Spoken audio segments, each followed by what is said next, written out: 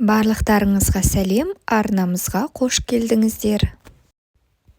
Абайдың 5-ші қара сөзі. Көкірек толған қайғы кісінің өзіне де билетпейді.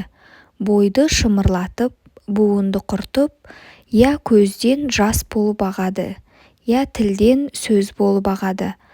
Қазақтар Құдай жас баладай қайғысыз қыла көр деп тілек тілегеннің өзін көрдім. Онысы жас баладан гөрі өзі есті кісі болып, ескермес нәрсесі жоқсып, қайғылы кісі болғансығаны. Қайғысы не десең мақалдарынан танырсың. Әуелі түстік өмірің болса, күндік мал жей. Өзіңде жоқ болса, әкеңде жат. Мал адамның бауыр еті, малдының беті жарық, малсыздың беті шарық.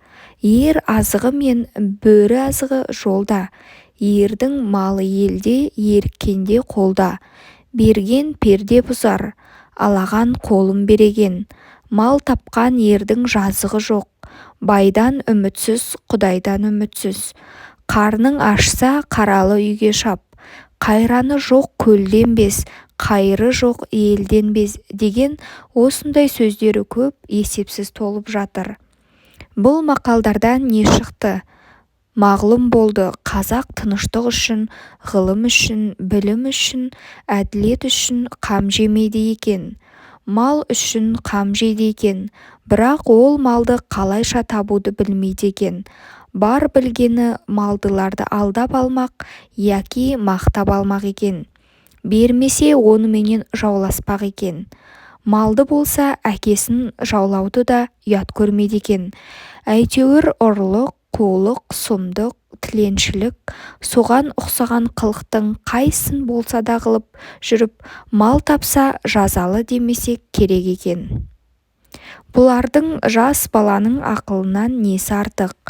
Бірақ жас бала қызыл ошақтан қорқушы еді, бұлар тозақтан да қорықпайды екен. Жас бала ұялса жерге ене жаздаушы еді, бұлар неден болса да ұялмайды екен.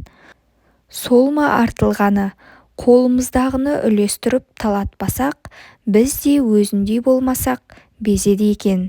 Іздеген еліміз сол ма?